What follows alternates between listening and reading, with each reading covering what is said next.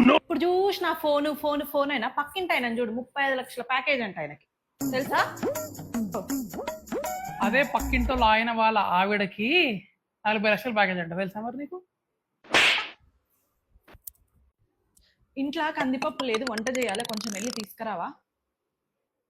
నాకు పని ఉంది, నేను తీసుకురాను పో. ఎదిరింటోళ్ళ రమ్య వాళ్ళ హస్బెండ్ చూసి నేర్చుకో. కిచెన్ లో ఆవిడకి మస్తు హెల్ప్ చేస్తాడంట, నువ్వున్నావు ఏం చెయ్యవు, వేస్ట్. అదే ఎదురింటి రమ్య వాళ్ళ ఆయనకి 3 కర్రీలు చేసి పెడతారు ఎవ్రీడే తెలుసా. నువ్వేం చేస్తావు, పొద్దున ఒకటి చేస్తావు, అదే మధ్యాహ్నం తినాలి, అదే రాత్రి తినాలి, అది కూడా రాత్రి అరకొర తినాలి సరిపోకపోతే, అవునా.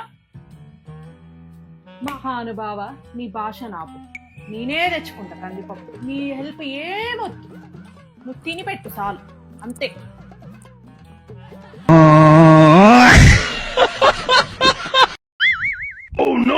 ఇది చూడు, హాయ్ చెప్పు.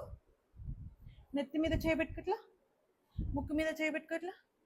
చూసిరా చూసిరా మా ఆయన నేను ఎట్లా ఆడిస్తున్నా, మీకు ఇదే ప్రూఫ్.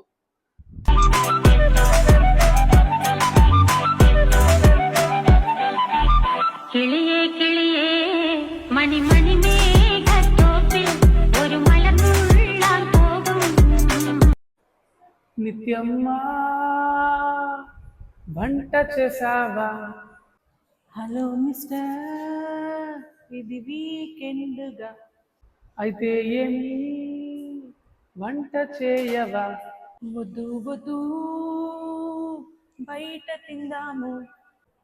మమ్మీ డాడీ ఇదేమి పాటరా? నా గుప్పట్లు ఏమని చెప్పు. ఇంకెవరు ఉంటారు, నా కొడుకే ఉంటాడు గుప్పట్ల.